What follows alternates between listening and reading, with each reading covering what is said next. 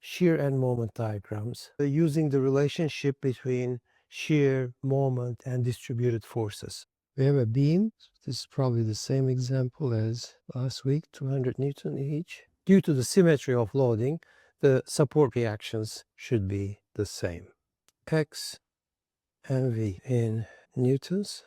So we have a 200 downward force, no change in between these 2 points. 200 Newton up, no change in between those. 200 up, no change in between those. 200 down, minus 200, that is 0, plus 200.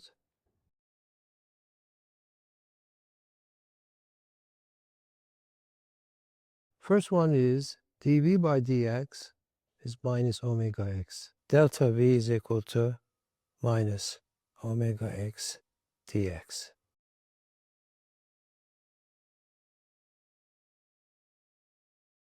Second set is dm by dx is equal to V.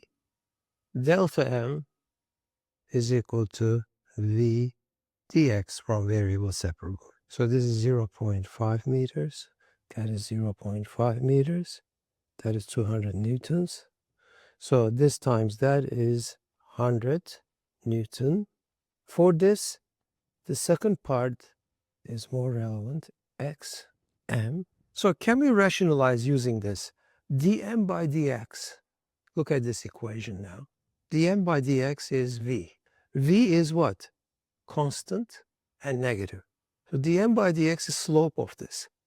So the slope, negative slope, that straight line. If you look at it, this is a function of x. So this path is integral. This should be a function of x squared. Change in m from 0.1 to 0.2 is the area under v. So what is the area under v? It's 100. So this is value here is 100, negative 100 Newton meter. And there's no change in between. If you look at it, delta m is 0. Area is 0 here. And dm by dx slope is also 0, 0 slope. And now, look at it. dm by dx is now positive and constant. And the change is the area under that, 100 Newton meter. So go back to that straight line. Here, as I said previously in the previous lecture, v is equal to 0 in this region is not equal to 0. If you draw the free body diagram of section, let's name these A, B, let's call it C and D. If you free body diagram of section CD, you have negative moment like that. So you see M is not equal to 0. You get that sort of effect. And that is called negative moment. This is, by the way, these two combined. V is 0. M is not equal to 0, is pure bending. Next, so I'm going to do another one, very similar, but with distributed loading. Omega is 50 Newton per meter. And instead of redrawing that, I'm just going to write the resultant of that. 50 Newton per meter acting at 2 meters. So the resultant can be represented by a single force acting at the centroid of the distribution, which is 50 Newton per meter times 2 meters is 100 newtons. So we're visualizing it like that, acting in the center, just to help us to calculate the support reactions. Due to the symmetry, 100, 100, the symmetry of the distribution, these A would be 100, so as B, 100. So it saves us from finding the moments and resolving and doing a static equilibrium. So V starts with 100, 100 Newton. dV dx is equal to minus omega x. And dV dx is constant. And put a negative sign, and delta V is minus omega x dx. So the area under that is the resultant force here. So it comes down, straight line, 100. No change. Same thing, go down to minus 100. V is 0 here. And this is straight line function of x. Next, here dm by dx is equal to v. So this should be actually a parabolic function of x squared, one integral of that. dm by dx is v. V is linearly decreasing. So the slope starts with higher slope and the slope decreases. So initially slope is high, slope is low, going like that. And no change in between, flat. And the reverse, slope changes direction like that. So this is the moment distribution. By the way, my diagram is not sort of symmetrical, but this part is same as that. So dm by dx, and change in m is the area of that. Delta m is v dx. What is the area of that? 2, 1 over 2 triangle's area times 100 newtons times 2 meters. They cancel out, so this is 100 Newton meters. So this maximum moment here then is equal to 100 Newton meters. How do we test that? Cut a section here in the middle. So draw a free body diagram of the section to see what's happening in this internal, the middle section. So put all the reactions. Here you have 100, here you have 100 newtons, and this is 1. And let's take 3 meters or so to reach the center, or anything. 2.5, 2.2, doesn't matter. 2 meters. And at this section, you have internal shear force and moment. Guess what happens? Equilibrium, static equilibrium, resolve the forces along y. 100 minus 100 minus v is equal to 0. V is equal to 0. Checks. Take moment about that point, m, counterclockwise positive. Let's call that point j. Take moment about j, counterclockwise positive, moment equilibrium, m plus 100 times 2, all counterclockwise, minus 100 times 3 is equal to 0. M plus 200 minus 300 is equal to 0. M is equal to 100 Newton meter. And then it confirms what we found, 100 Newton per meter in the center. And in fact, you can find at any point by doing the static equilibrium. Let's do another example, a very simple one. This time is not symmetrical, that's why I support reaction A, support reaction B. So let's find the support reaction. It's not symmetrical. Which static equilibrium equation do we do? Resolve them along y or take moments? Yes, because if you resolve along y, there are two unknowns. By taking moments about a point intersecting an unknown, you find the other one. So let's take moments about A and counterclockwise positive. Let's say start with 20. Is that positive or negative? 20 counterclockwise, that's right. So plus 20 times moment arm is 2.5. That's good. And what about next one is, let's say 40, positive or negative?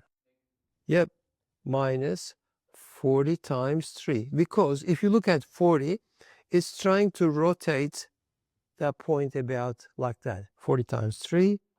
And then plus again counterclockwise, b times 5 is equal to 0. From here, I'll save you the calculation bit. B is equal to 14 kilonewtons.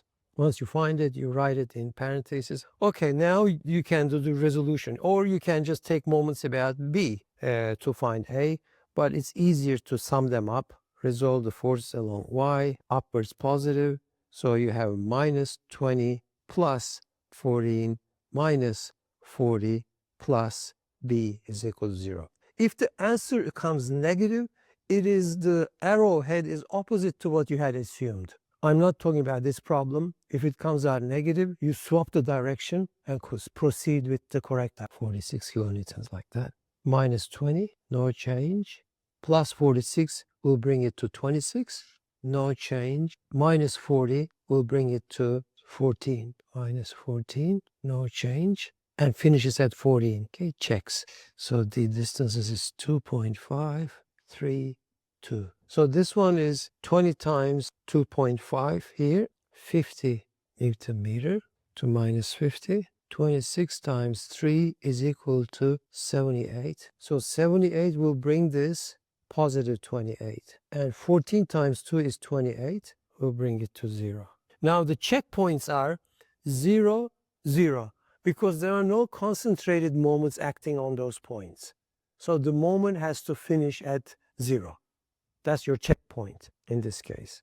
Again, remember, delta M is V dx, the area of that. dm by dx is equal to V, constant negative, constant positive, constant negative.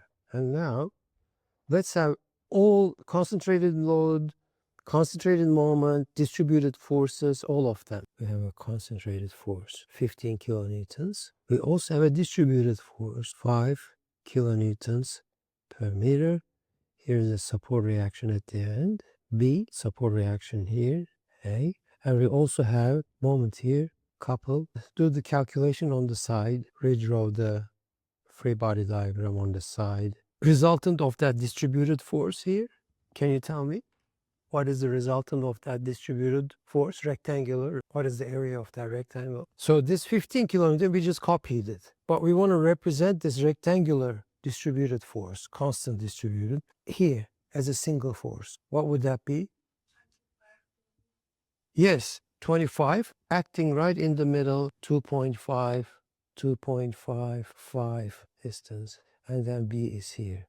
So let's take moments about A or B. Let's take moments about A, counterclockwise positive. So what do we have? 80 is a couple, no moment arm.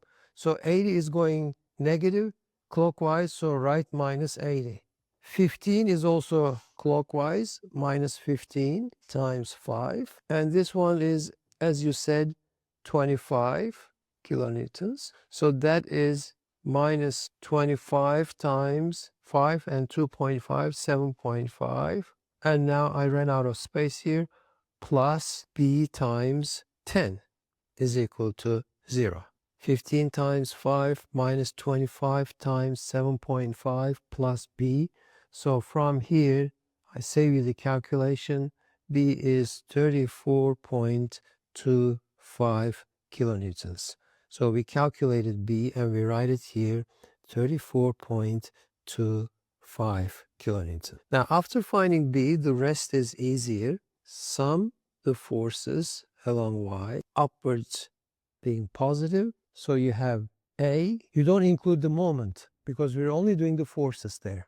Okay, that is disregarded, minus 15, minus 25, plus 34.25 we calculated, and that is equal to 0. So from here then, A is 40, minus 40 plus 34.25, and this is negative, so it goes as positive, so plus 5.75 kilonewtons. So that is 5.75 kilonewtons. V units kilonewton. You ignore the moment, you just concentrate on the force, 5.75, no change, 5.75 kilonewtons, and you have 15 down suddenly. 5.75 will bring you to minus 9.25, 15 down. And then what happens? dV by dx is equal to minus omega x is a constant and negative. And the area of that is, you said 25, right?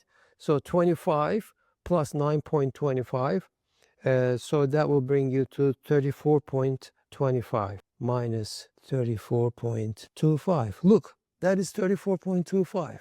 We ended up in the right place.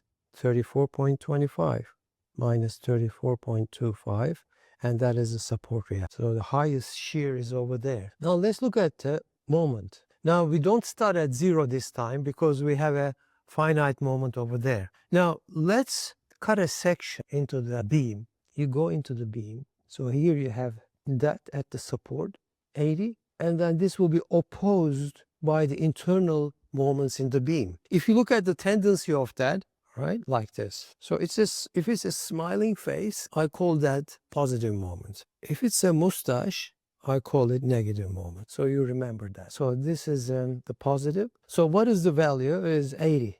So we start at 80. What is dm by dx here? Is positive and constant. 5 times 5.75 kilonewton per meter is 28.75. 28.75 will bring it to 108.75. Then what happens? 108.75, it brings you there. We're referring to V diagram. dm by dx is V. So V now is negative. Change direction and it's becoming more and more negative. And there's no moments here, so it's going to 0. Now, this drop should be the area of that. So if you calculate the area of that, it will be 9.25 times 5, the area of that rectangle, plus the triangle, plus 34.25 minus 9.25 times 5 divided by 2. So this should be equal to 108.75. That is to say, the area of that, delta M, is equal to V dx, is the drop here.